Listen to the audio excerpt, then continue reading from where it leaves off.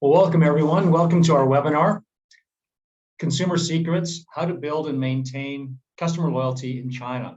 I'm Todd Hancock, Asia Pacific President for Collinson, a global leader in customer loyalty and benefits. And we're really excited to be bringing this webinar to you today in collaboration with our strategic partners, Salesforce and ChatLabs. Oh, I think some other people need to go on mute. Joining me today, we have three fantastic speakers from each brand. Sullivan, or Sully McIntyre, is Salesforce's Senior Director of Strategic Partnerships. A marketing technology expert, Sully has years of experience building products within the marketing cloud at Salesforce. Working with a wide variety of global customers, he is now helping the Salesforce China team develop new solutions for e-commerce, marketing, and loyalty management for Salesforce's multinational customers who are active in China.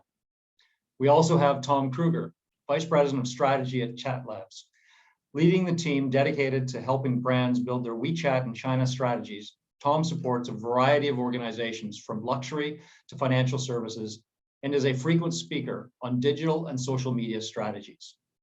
And finally, we have Daniel Cantora, Collinson Asia Pacific's Vice President for Data, Insights, and Technology, specializing in marketing, automation, integration, business intelligence, and advanced analytics. Dan is passionate about delivering customer-centric solutions and services that help Collinson's clients build meaningful, enduring, and increasingly valuable relationships with their customers. So now that we've met our speakers, what can you expect from today's session? In the mobility-first country of China, customer-centric experiences with real-time, in-the-moment, personalized conversations at consumers' fingertips are crucial, particularly in building social loyalty. However, the events of the past 2 years have resulted in a wave of brand promiscuity from consumers, especially in China. In line with this, many of you on this call today are looking to rebuild relationships with your customers digitally, collecting new data to better understand their wants, their needs, and their preferences, and expectations all over again, in a bid not just to retain them, but also to re-attract them. So to support you with this task, this insightful session will reveal how consumer desires and habits have evolved in China versus other markets, where we see those trends going, and the strategies and technology that companies across Asia Pacific and globally can employ to better engage with consumers in China, and in turn, turn them into loyal advocates. So Sully, over to you. Great stuff. Thanks, Todd. Thanks for the introduction. Okay, so I am going to take you through some material today on loyalty management overall and how Salesforce sees loyalty as a theme. But a quick reintroduction just to myself. As Todd said, Senior Director of Product Management in the Strategic Partnerships team. So what that means is I work closely with all of those multinational customers to bring systems for digital engagement to China, working really closely with our partners at Alibaba Cloud in particular. So very excited today to share with you some of the insights from Salesforce's own research into loyalty globally. And then I'm going to hand over to the team at Collinson more specifically to talk about loyalty really within the China market. But let's get straight into some content. So to start us off, today's consumer is, and this is all gathered from the research which Salesforce and key partners have undertaken, today's consumer is digital first. Consumers want brands to meet them where they are, and more often than not, that's through a digital channel. The shift has accelerated over the last couple of years, as we were just talking about, but it's given companies a massive opportunity to collect customer data. But consumers today are also data savvy. They know how valuable their data is and expect a great experience in return for granting access to it. And actually, they aren't afraid of sharing. Around 83% of consumers are willing to share their data to get more relevant offers and recommendations. But not delivering on that expectation of a great experience does have consequences. For example, many consumers are more than willing to try new brands. In fact, 40% of consumers have tried a new brand in the last year. Now, that could have been for a variety of reasons, supply chain issues, discovering new brands via digital channels, convenience, etc. The list goes on. But what many companies, what is sounding the alarm for many companies is that 84% of those consumers intend on sticking with that new company. Okay, so customer loyalty needs to be redefined given that. Loyalty programs themselves are still very important to consumers, with around 56% of them saying that they're more likely to buy from a brand with a loyalty program. But the way that companies have traditionally approached these programs isn't cutting it anymore. It's not just about the points and discounts. Consumers want more from their programs and are sharing a lot of data for a great experience. While companies feel that they're delivering on personalization, consumers are still feeling like they're just a number. This has led to more than half of all program memberships to be inactive. Think about the programs you're a member of. What keeps you coming back? Those expectations ring especially true for younger consumers, and businesses need to adjust quickly. By 2026, Gen Z will make up 40% of consumers. And as a side note, obviously, these are the distinctions of the consumer cohorts which are generally used in the West. These would be slightly different with the market in China, with the 80s up and 90s up categories. But even today, Gen Z and millennials have around $350 billion of spending power in the US alone. In our consumer sentiment survey, we found that while discounts are an important aspect of loyalty programs for all generations, younger generations are placing significantly more value on things like early access, personalized attention, exclusivity, community. They are looking for a connection outside of just a transaction. So what do loyalty programs need to do better to engage their members and remain successful? They need to go from focusing on transactional programs based solely on earn and burn to incorporating more experiential benefits and promotions. Instead of rewarding behaviors members would have done anyway, they need to ensure that your program is tying rewards to behaviors that increase lifetime value.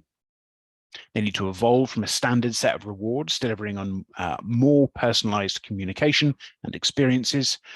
They need to expand the goal of member retention to better engaging members across their experience.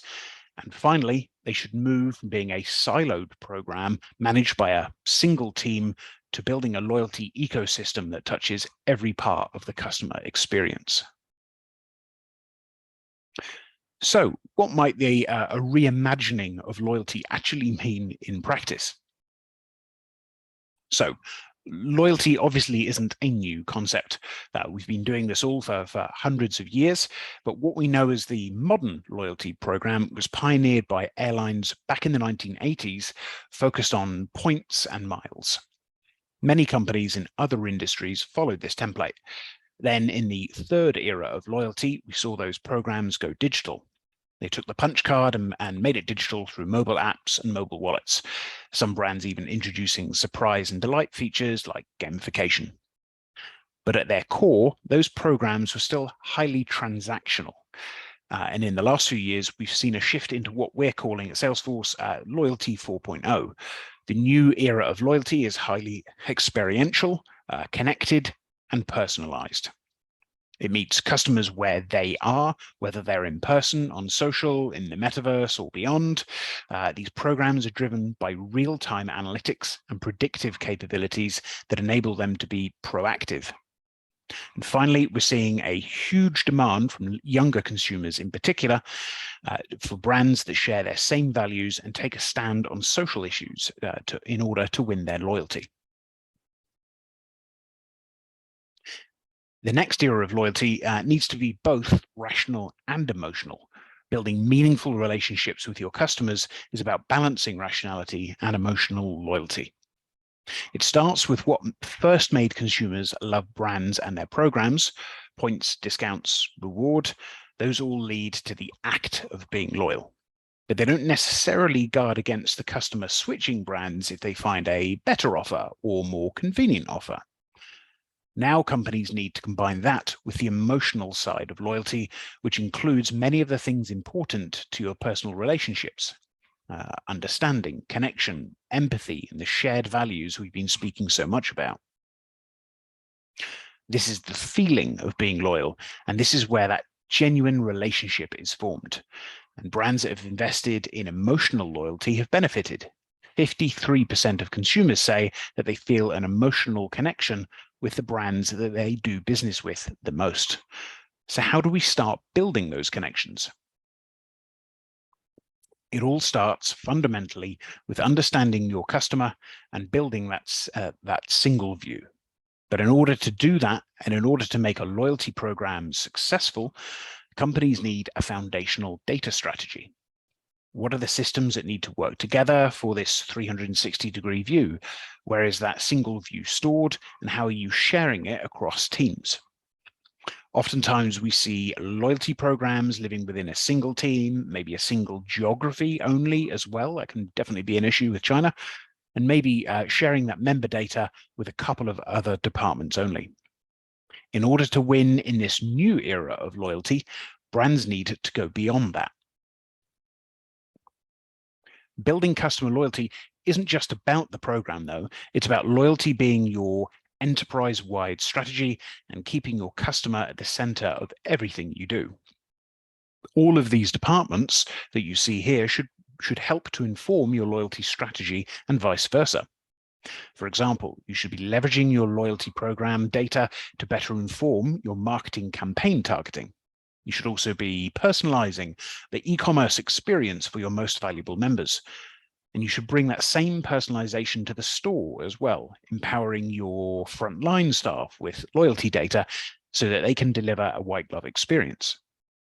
You should also be ensuring that your service agents have everything that they need to deliver the best service and use those NPS and CSAT scores that all of those teams are so familiar with to help you measure emotional loyalty. For B2B companies, you should take your channel and distribution partner incentives, tie them back to sales data, and you should tie all of that together with your other business metrics to measure incremental revenue, ROI, and customer lifetime value. To be clear, though, loyalty is a journey for your customers and for your business, but it's a unified strategy that unlocks customer lifetime value. You need to go from views of a member to a persona to actually being able to treat every member as a unique individual. As companies move from transactional to behavioral to more personalized programs, it will require more real-time and predictive engagements across every channel. The brands that can evolve also see a benefit, with consumers averaging 25% increase in spend when receiving personalized recommendations. But this is an evolution. We understand that there are challenges in creating this unified strategy.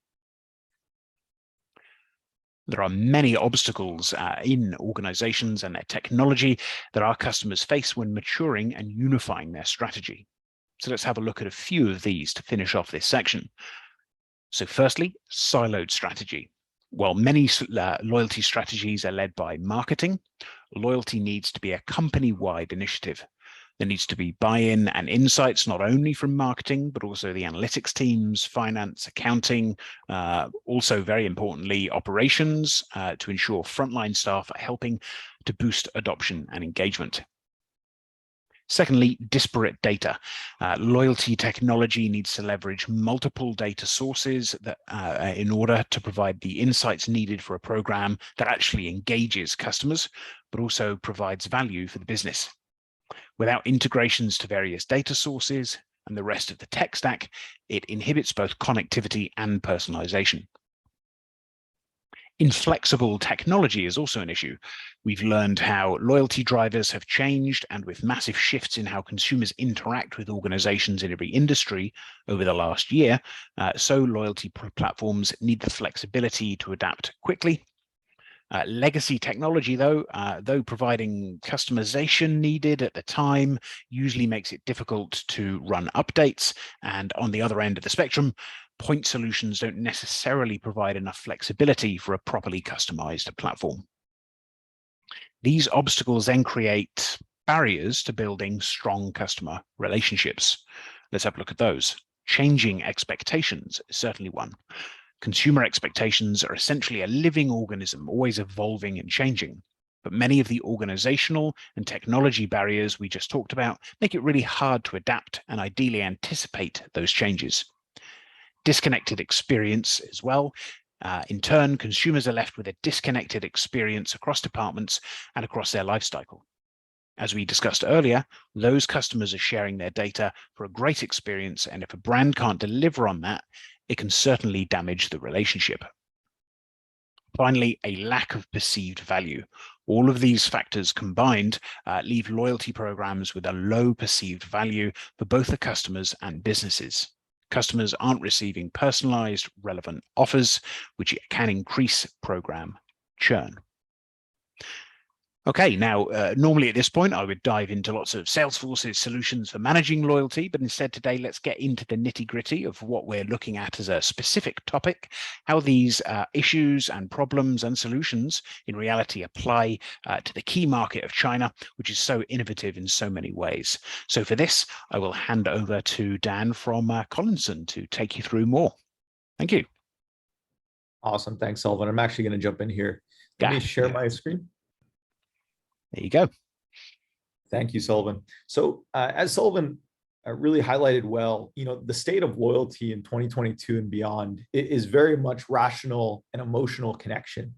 And with that, now I really want to start to deep dive into how do you translate those global loyalty trends into the China market.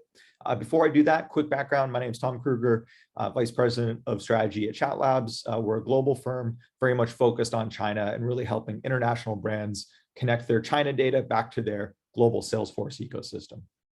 Now, when we talk about China loyalty, the first question that I almost always get is, where do I start? There are so many kind of platforms and ecosystems and major players in the market. And where do you start with China loyalty when it comes to the digital ecosystem? And we know that over the past really 5 years, we've seen great growth in kind of the super app network of China with the rise of ByteDance, where they have Douyin, which is the TikTok of China. You also have other ByteDance platforms like Toutiao. Of course, legacy plays like Alibaba's Tmall. You have other ecosystems like Jingdong for purchasing, Ctrip as an OTA, Fliggy, another Alibaba partnered firm. Even older search engines like Baidu are still very relevant in that customer ecosystem and customer experience. How do you kind of plan your loyalty when you have so many unique touch points to consider? And what I always want to come back to is where in the buy cycle, where in that traffic funnel does each one of these kind of channels and platforms sit? Now, the confusing thing with China, or the thing that kind of trips brands up sometimes, is that most platforms these days have built around this idea of a super app. So even if you look at a traditional funnel, where in the West, we might, see an ad on Google or YouTube, and then go to the brand's website to review, maybe search pricing on Amazon or other platforms. Where in China, you can actually find and see an ad on Tmall, you can watch a live stream on Tmall, and then you can purchase direct on Tmall. The same thing goes for TikTok. Even Douyin as a short video platform, you can get KOL, KOC, or even ad placed on your feed on Douyin.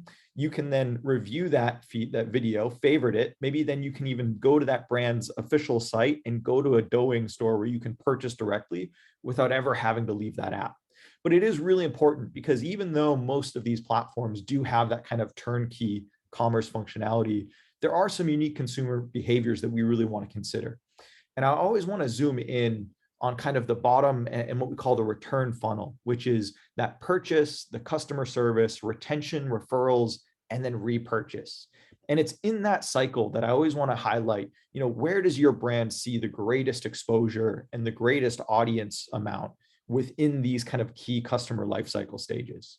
And what we find is, even though brands like Douyin and Tmall have great acquisition awareness and even conversion capabilities, it's really, I think, when it comes to the ecosystem, where you want to be considering in all of these channels is really the WeChat ecosystem. Now, the reason I say the WeChat ecosystem is a great place to really build out loyalty is that within the WeChat ecosystem, not only do they have the conversion capabilities of WeChat Pay through a mini program, but you also tap into a much larger network of features, things like messaging and re-messaging capabilities and personalization through the official account. You have that one-to-one brand connection through, let's say, a brand ambassador who uses WeCom and the client who uses WeChat, and you can have a great one-on-one conversation to build up loyalty. You have the core experience functionalities of a mini program to drive great content, gamification, and great relational but also emotional connection through the mini program. You have the ad space of WeChat Moments, and then you also have other capabilities, even like WeChat Channels, which is now the short video capability of WeChat. But in each one of these functionalities, WeChat offers a really great package to bring the consumer back to provide great service, and then to provide a great conversion experience as well. Now, when you go down the WeChat route, I want to give 2 tips today on ways to really amplify that experience for your brand if you're going to build out a loyalty experience in WeChat. Now, the first key point that I have is in China, loyalty needs to start the moment the consumer discovers your brand and not when they sign up to be a loyalty member. And the reason I say that is that, because there's so many experience touch points, and because WeChat is just one of many, your consumer might have a long-standing relationship with your brand at many different touch points, whether that be offline at a store or online through the different digital channels we just looked at. Now, for us, when we look at the consumer journey, I think it's really relevant to think about what does that typically look like. And here's an example of what a consumer journey might look like in China. They might see, let's say it's 5/20, kind of the Chinese Valentine's Day. They might see a WeChat Moments ad. They might then, from that ad, click into a mini program, browse some product selection. A few days later, they might go to your offline store at a shopping mall, maybe the IFC mall in Guangzhou. And there, they're interacting with your brand ambassador, and they might even add that brand ambassador, that store associate, as a friend. The brand ambassador might be using WeCom. Maybe a few days later, they actually go ahead and open up that mini program again and browse those products that they tried on. After they kind of find an idea of what products they might want to buy, then they might go to Xiaohongshu, Little Red Book, to then see what are consumers saying about that product that they tried on and really like. That brand ambassador, after they go on Xiaohongshu, might end up following up with that consumer on WeCom or through WeCom to that consumer's WeChat. They might ask them if they're still interested, if they want to come back for another visit. Maybe then, even though they have a great connection and with that offline store, there might be a promotion on Tmall, and they might go ahead and purchase on Tmall. And then after they make that purchase, they get the product, they see information about loyalty. So then they go back to WeChat and actually sign up as a member.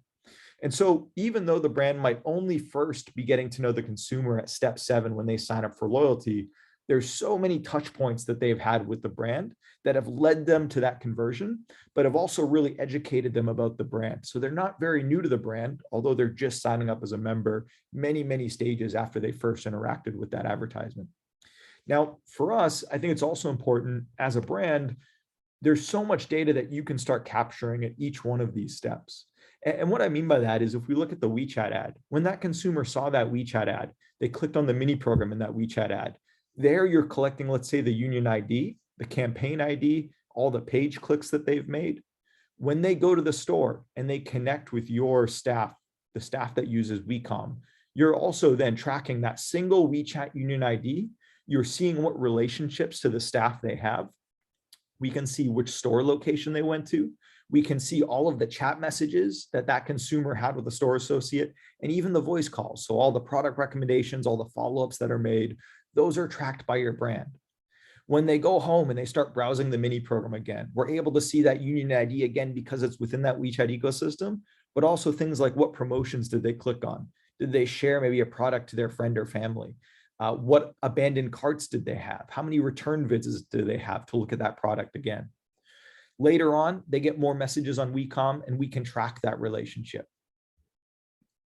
And then last but not least, or once they make that conversion in Tmall, even though this is outside of that Tencent ecosystem, we're still able to collect that order information like the Tmall ID, that consumer's name, phone number, and their order details. And then finally, once they do sign up as a member, we can then start to create that loyalty ID for them. And so there's a wealth of information that you as a brand are capturing and seeing at every step in that journey. And to miss out on that and to only start building that relationship when they become a member is a huge loss for the brand because you miss out on all of those key decision splits and key decision moments that led them to wanting to engage and purchase from your brand. And so that's why I think it's so important that starting from the moment they find and really get inspired by your brand, you need to establish a single view of every consumer that you have. And for us, that's so key. So tracking not just within Tencent ecosystem, but finding ways to identify in the ByteDance network, the Alibaba network, and even those offline interactions are so crucial. And then bringing that back to Salesforce, bringing that back to your global CRM so that you can build that entire 360 profile is so important. Now, it's not important just to be tracking that information, but it's also, once they become a loyalty member, it's so important that you start incentivizing those one-to-one emotional connections that Sully referred to. So for example, when they clicked on that advertisement, because they participated in a brand, you can incentivize and provide points for that. Because someone goes ahead and visits an offline store, you could incentivize for that store visit, but also then building relationships with your store associates. When someone goes back to a mini program, maybe they go 3 days in a row to that mini program and browse, that's a great time to kind of build that connection and offer some points. When they have that 1 month friendship anniversary with one of your store associates through WeCom, another great time to incentivize. Now, of course, purchasing and conversion is always the key metric for any brand. So when they make that purchase, even though it's outside of a direct e-commerce from the website or mini program, even though they're purchasing through Tmall, that's a great time to incentivize and thank them for that purchase and provide loyalty points there. And then last but not least, when they do sign up as a member, maybe they get some bonus points for that member sign up. But from the moment they sign up, from that hour one, day one, they're getting a whole backfill of those points because you've built that friendship from the moment that they first heard about your brand. And that's really key in China. And we're going to look at some examples here in a second of how you do that well. Now, the second and last key point that I want to focus on is this idea of treating your consumers as a friend. Because in China, consumers want to be treated as a friend of your brand. Now, the reason I say that is that when you look at the China ecosystem, it really mirrors a friendship. In China, if you've ever been to China, you know that the concept of guanxi is really important. And that's true also from a digital standpoint. WeChat has really built their consumer and brand engagement around this idea of a friend space. If you look at my WeChat on any given night, you'll see, and this is my screenshot on the left, this is my wife at the very top. Below that is going to be some company chats that I have. At the very bottom, I even got my mom, who's back in the United States. She messages me on WeChat. But then nestled within those friends and family and work chats that I have, you also have the space to start engaging brands. And you can see that Shiseido here, Shiseido Hong Kong, has their own brand space directly in my friends and family feed. And when I click into that, it's just like any other chat that I have in WeChat. It's personalized, it's direct messaging to me, and I have a firsthand experience to engage that brand. And it's really built as a friendship. Now, if that's where the brand is on WeChat, if that's how the consumer can engage, then it's really important that you engage them as a friend. And what I mean by that is don't just focus on one message to all followers once a week on WeChat. That's a thing of the past. What consumers expect today is that emotional connection of the brand knows who I am. They know what I've done so far with the brand. They know what I've purchased. And more than anything, they know what I'm interested in. And so you want to be thinking, what is this consumer's life cycle? Are they first time, are they learning about the brand? Are they in a buy cycle where they might want to purchase? Have they just made a big purchase and now we need to provide best-in-class customer service? But loyalty goes beyond just points. It really comes back to how am I communicating and how am I serving this customer? And that needs to happen across marketing, sales, and service. So if someone follows your official account from an offline store that they just visited, that's a great time to follow up with a thank you message for visiting. If they've just made a purchase, provide them real-time shipping and purchase updates. If they're having trouble with the product and maybe they have a few questions, make sure you provide automated, fast, and clear responses to start engaging that consumer at any time. Now, the WeChat ecosystem is great for that because here in the WeChat ecosystem, you of course have personalization through the official account. You have the ability to send out what's called template messages, which are really service notifications. You can personalize, for example, the menu bar. So if someone is a loyalty member versus non-loyalty member, their menu bar in the official account can be two completely different things. And then even WeCom as a one-to-one channel is a great space to then broadcast messaging on behalf of your store associates.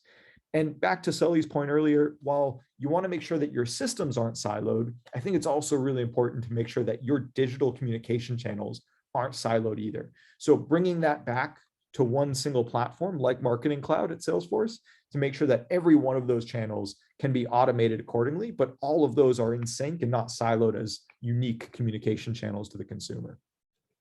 Now, one example of what this kind of omni-channel in-sync journey might look like would be, let's say that same consumer clicks on a mini program ad that they see on their Moments feed. That activity is going to be logged and tracked. Then we want to check, okay, is this consumer an existing member? If yes, and if they have a relationship with someone on WeCom from the brand, let's personalize a WeCom outreach from a store associate. If they're not an existing member, let's send them some details about why being a member brings really benefits to them. Then maybe if they're not a member, let's provide some A/B test content to see, okay, do they respond better to WeChat messages or MMS? If they are a member, let's check, okay, do they have an item in the shopping cart? If they do, because all of this is trackable in WeChat, then we can say, okay, let's follow up and see if they have any questions on that product that's in the shopping cart and if I can help them. If they don't have any items in the shopping cart, let's check, have they been browsing? If yes, let's follow up. If no, let's give the consumer some time to really explore the brand in more detail. But this is a great example of not allowing your channels in China to sit in a silo, but to engage each channel at the right time based on the information that the consumer is providing you to really personalize based on.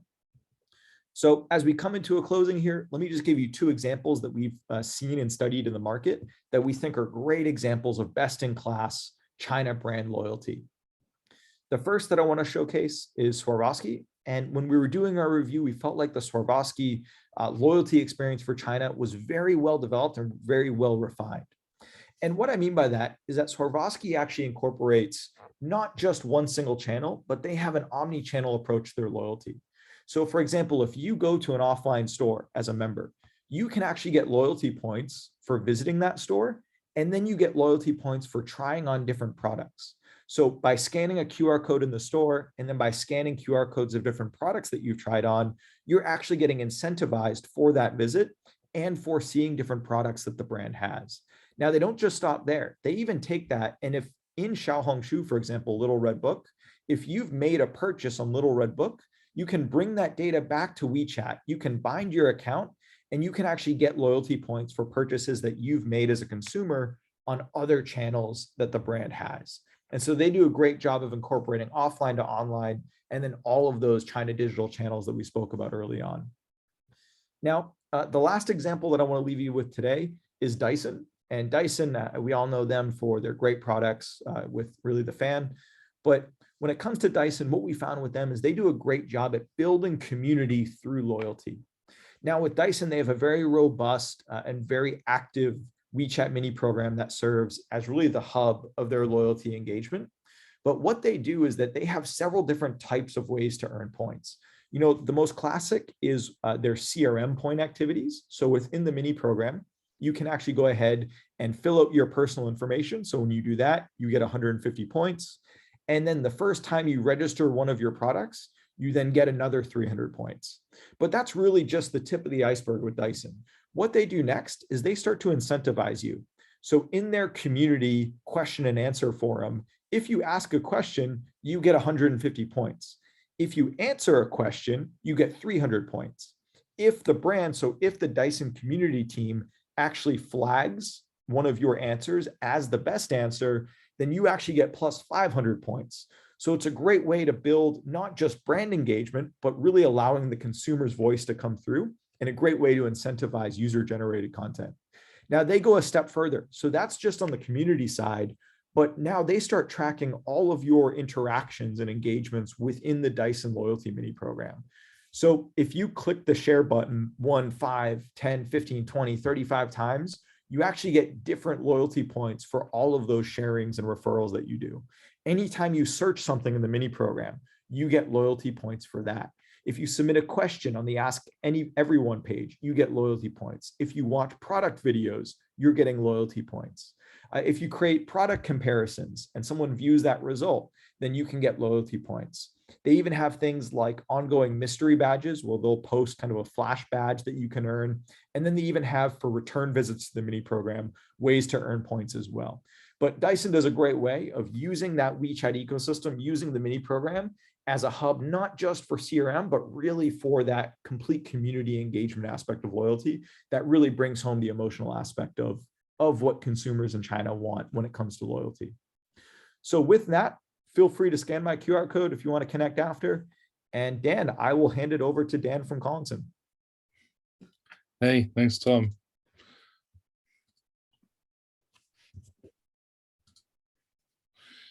Okay, so hi guys, I'm Dan Cantora from Collinson. I'm Vice President of Data Insight and Technology Asia Pacific. And I'm sort of continuing with the thread from where Sully started. Really, we're looking at China as Loyalty 4.0, as a crystal ball. The consumer in China is much more digitally native than anywhere else in the world. And as we've already heard previously from Sully's presentation, customers, over 66% of customers are already expecting personalized, frictionless interactions, but many organizations are not reaching the mark. Only 34% of organizations are actually able to treat their customers as individuals. And so that's resulting in that quite worrying statistic that only 54% of loyalty programs are becoming active. So when we think about China being tech first in the moment, there's a lot of information we can glean from that about where loyalty is going to go next. Collinson also regularly speak to a number of loyalty leaders, and we carry out regular studies where we talk to large numbers of brands in Australia, Hong Kong, and Singapore, across a range of different industries: financial services, insurance, retail, travel, transport, and hospitality. And we frequently ask questions around, where do you think loyalty is going? What is the future? And how are you responding to the changing needs of the consumer? And I've got some slightly worrying statistics that I'll share with you today. So we asked in a very recent survey we carried out, what was the future direction of a loyalty program? And the top three responses were more of the same at a greater scale to drive customer value and market coverage. So we're just going to keep doing what we've been doing in our programs, and we think that that's going to continue to work as long as we can run it faster, cheaper, bigger. Then the second most common response, sort of interestingly, was that there's going to be an increased consumer apathy to loyalty programs. And then given the first response, you can see why. The third response, the third most popular response, was that there is increased consumer concerns around data issues. And I imagine everyone on the call is aware of this. There is increasing amount of regulation and legislation across the globe. In China in particular, we've recently had the launch of PIPL. So we really do have to think about how, we're gathering a lot of data through our loyalty programs, which is extremely useful, but we've got to really show value back to the customers to get that consent in the first instance and get them to buy into sharing that data exchange with us. Slightly more worryingly, was one of the responses was we asked people what they thought about emotional connectivity. And as of now, the brands that we spoke to, only 3% considered that this is something that they need to be worrying about or putting time, energy, and budget into right at this moment in time. And as you heard earlier in Sully's presentation, the balance of rational and emotional is becoming more and more important as consumers, particularly in China, expect much more experiential loyalty rather than transactional loyalty. So there are a large number of programs that are not setting themselves up for success in this area, and it's something which we think needs to be considered with a lot more concern and rigor. So we also asked people recently, what are the elements that are going to drive the greatest return in the future? And so we received these two top responses. So creating a seamless customer experience across all touch points and channels. So as to what Tom's just spoken about, yes, we know we need to be able to act not just as a business talking to a customer, but as a friend talking to a customer. Consumers in China want to interact with the brands in the same way that they're going to interact with, their mum or their sister or their friend.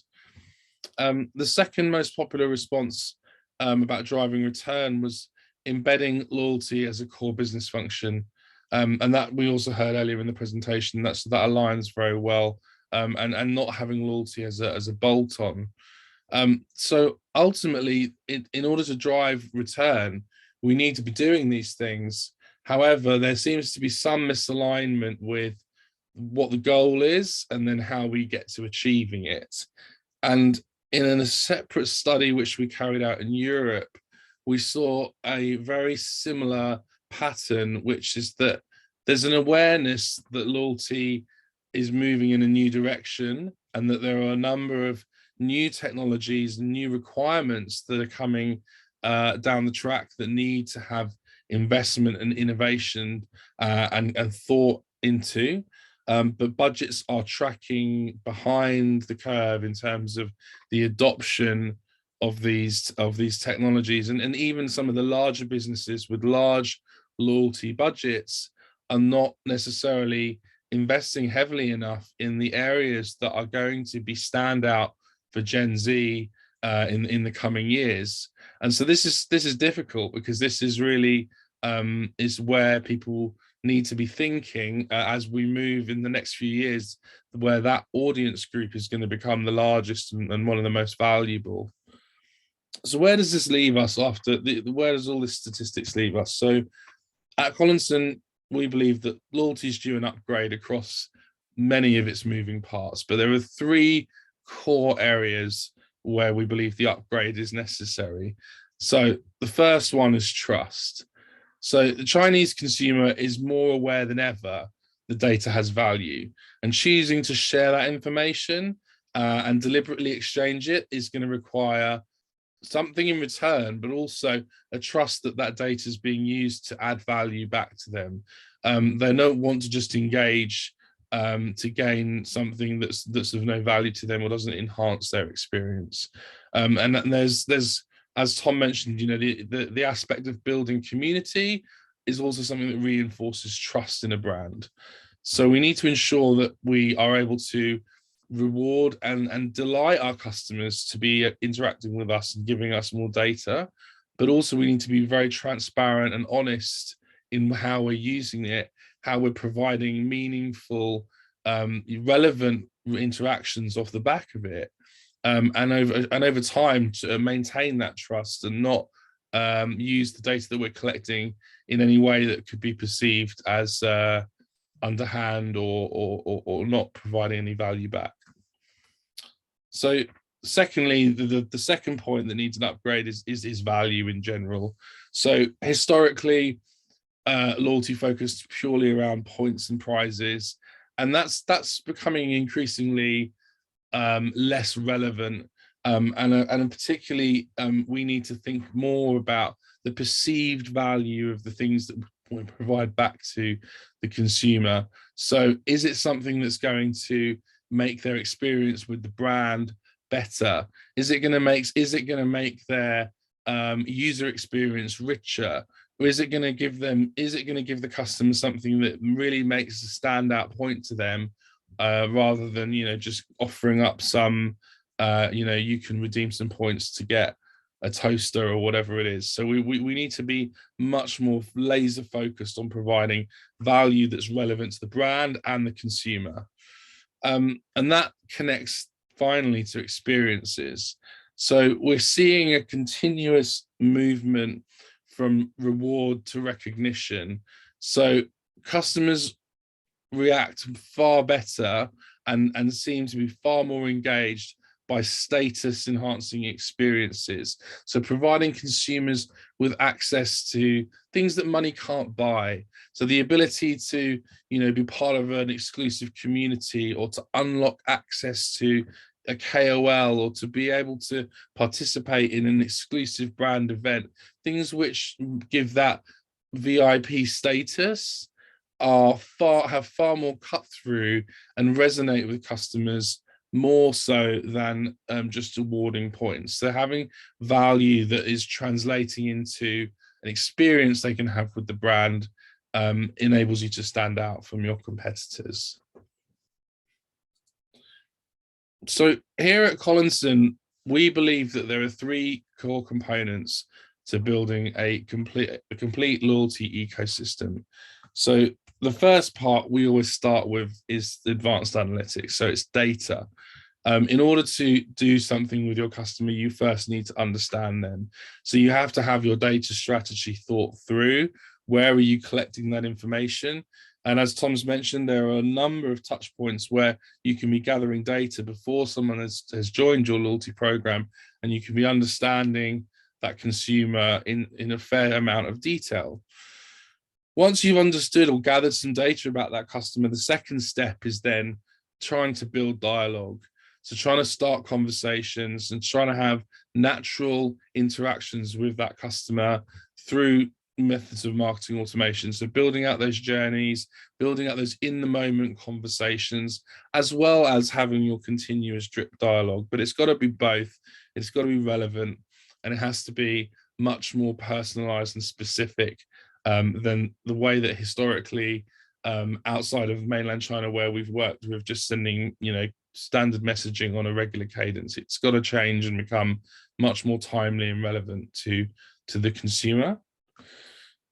And then once we've built dialogue and we have engagement with that customer, the next step is now trying to use loyalty management to facilitate behavior change.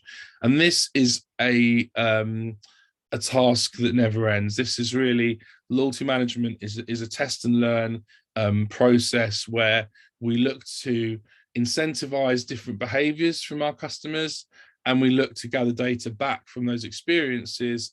And that then brings us back to the start of the circle, where we can analyze those experiences and then create future conversations. And so with these 3 components, we build a virtuous circle of loyalty where we effectively, we plan, we do, we review, and then we start again. And this is where we have seen this approach is what yields the most success. So in terms of the evolution of where you start to and where you want to go to, so obviously at the very beginning, it's about acquiring data. And I'm sure many of you have seen this before. And so you want to acquire data to understand your customer. You're then going to start to put them into groups. You're now at stage 3, starting to personalize that experience. At stage 4, you can customize and start becoming very specific with the dialogue and the interactions that you can have with that customer. And then finally, where we really want to get to is as Tom mentioned, getting to those community co-creation stages where you have brand advocates who buy into your ecosystem so well that they're creating content and advocacy on your behalf. In order to do all of this and to build up to that stage, there's obviously you're going to need a significant tech footprint that can support this, because you need to be able to execute segmentation and communication and targeting and personalization on a significant scale. So if I come back to that point I made earlier, only 3% are considering emotional connectivity. I would say that as Collinson, we believe there are 4 loyalty 4.0 must-haves to go into the China market. So the first one is personalized rewards and recognition. So beyond tiers and points, you've got to be able to build status. The customer has got to be able to see value to them, and be able to have that dialogue and experience that they are getting recognized for interacting with your brand at every step of the customer journey. The second part is that you need AI throughout the customer journey to do this. Over 50% of brands are already using AI to create targeting and personalization. So if you're not doing this already, you're already behind the curve, and you should have this activated within your programs. The next piece is pay-to-play loyalty. So particularly within China, there is a trend where customers want to have instant gratification. They want to unlock in-the-moment interactions or unlock in-the-moment benefits within a loyalty program. So it's not just about having a program which contains benefits and rewards, but it's also about having an element where customers can pay to instantly jump up a status tier or a status level to access those rewards and benefits on demand. And finally, the fourth one is the evolution of digital. And this is something that's, there's a lot of talk about it at the moment, but richer experiences are continuously evolving. We've seen there is, we're at the nascent point of the metaverse starting to emerge. We have augmented reality, we have NFTs, but over time, the depth and the breadth of the experience that we can provide to customers through digital is going to grow, and we need to keep pace with that. As we can see, China has leapfrogged the West in terms of the depth that you can interact with digital brands, as Tom showed in his previous presentation. So this is critical to remain cognizant of the emergence of Web 3.0 and ensure that you've got a strategy that's tracking along with the development and the emergence of these new ways of interacting with your customers. And especially in a digital first country like China, this is only going to accelerate over time. So one client who we've had some success with on this journey is Mandarin Oriental. So we recently took them on the journey working with both Salesforce and ChatLabs to take them into the China market and expanding their communication channels through WeChat to start to build these types of experiences. So these in-the-moment conversations with the customer. We've used, through working with Salesforce, we've also been able to build them predictive audiences that we can use to reactivate, cross-sell and upsell through to those customers. And we're also using AI to make very personalized, relevant decision-making that's driving increased customer engagement. So this is something which we're passionate about. And with these two partners, we have seen some great success on behalf of this client. I hope that you have learned something from this today, and this will help you on your journey as you move forward. If you do have any questions, please feel free to contact us, and we would be happy to support you on your journey of building customer loyalty into the China market. Thank you. Wonderful, thank you, Dan and Tom and Sully. I think a lot of great content there, and you can see it already from the questions that we're starting to get through. We've got about 6 minutes left in our hour, so that we can do a few questions. Dan, there's a question about China data and what does the latest China data law imply for loyalty programs in China? Maybe you could touch upon that one first. Sure. So the PIPL launched tail end of last year, and there are a number of requirements for it. It really depends on the amount of customers that you have and the types of data that you want to collect. There's a tiering of responsibility and burden in terms of based on the number of customers that you have and what type of data that you want to store and maintain. Luckily, you have the right people on this call, so please do feel free to reach out to myself and Tom. We can happily support you on that. We've had some experience working with that in the market if you've got specific questions, but basically it's the number of customers you have and the volume of data you're trying to collect. Great, thanks, Dan. It looks like we've got some great engagement from Stella out there, so thank you, Stella, for asking a few questions.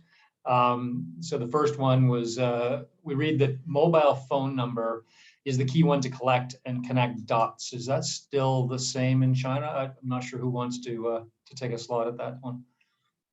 Yeah, I can Tom? take that. Okay. Great question, Stella. So the quick answer is yes. The only thing I'd add there is at every channel that you operate, you always want to look at connecting phone number to that channel ID. So if it's WeChat, phone number plus union ID, if it's Tmall, phone number plus Tmall ID. And then you can stitch together from an omni-channel perspective. Great. And another question from Stella. So that'll be 3 in a row from Stella. How does private traffic tie into the whole journey? Great, I can take that one as well. Private traffic's really done in 2 ways. One is going to be one-to-one, your store associate to the consumer, and then private group chats, which are more one-to-many VIPs or active consumers. Both are very relevant. I would treat it as firsthand experience to the brand. So ask any questions, Q&A. And then the second is also for UGC, if you want to have a KOC share, why they love the product. Great, thanks, Tom. Sully, a question for you from me. As we've listened to both Tom and Dan, and we tie that together with your section, the general direction of where loyalty is heading and the key component parts. What are the things that stand out to you relative to how we have to consider that in the China context? Some of the parts that stand out to me. Probably, I mean, the biggest difference, I think Tom illustrated really well in his set of slides, was the vertical integration of the enormous platforms in China make loyalty just quite different as a fundamental practice. That's one of the largest differences I think I'd probably highlight. And so both tying together so much activity within the WeChat ecosystem, and then tying that together with the Tmall and Alibaba ecosystem and the ByteDance and Douyin one as well. If you as one of our questions asked, if you manage to get a key that works across those ecosystems, you have an incredibly rich portrait to put together. Great. Okay, thanks. Tom, there was a question about whether you have a good example of loyalty management for an F&B brand. Yeah, I'd say definitely look at the big ones. So, McDonald's, KFC, operated by Yum Brands China. Those typically have quite robust, and then some other smaller restaurants that I can share afterwards have some pretty cool examples. Great. Okay. And just to that point, for all participants, we will send a link out with the recording. We won't send the actual presentation, but a recording of the presentation or the webinar today. Dan, I'm going to come back to you and really about the future of loyalty for China. What excites you about the future of loyalty in China? I think for me, it's two things. So the first thing is this. It's where can you go with this? Where can you go with communities and status? Because that's a very sort of Chinese-centric thing. The emergence of this, as Tom showed, points for being part of the community. Where that's going to go and how that's going to sort of evolve is really an interesting aspect of loyalty for me, because it's not something that you get historically in Western programs as much.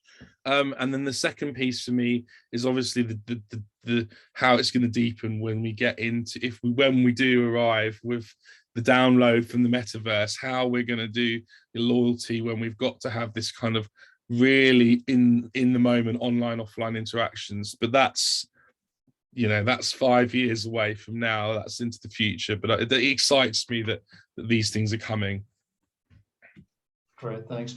And Tom, as we look at at China and kind of the progressive stage of China or state of China relative to loyalty, what is it that's made them achieve kind of the concept of being the world's crystal ball? Yeah, it's a great question. I'd say that it all comes back to guanxi, and that's relationships.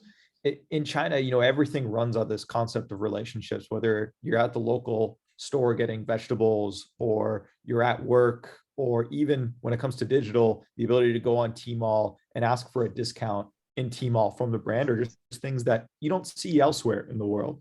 And I think they've translated that really well to digital. And because of that, it just makes for an amazing ecosystem for brands to really engage consumers. Great, thanks. Well, we're on the hour, so I want to say thank you to Sully, to Tom, and to Dan. Fantastic insight today. I think everybody has the details from the session, but we will be reaching out with the recording afterwards. So I just want to say thank you to all the participants who joined us today for the webinar. And again, thank you to our presenters and speakers. Thank you, everyone. Have a fantastic day. Thank you, everyone.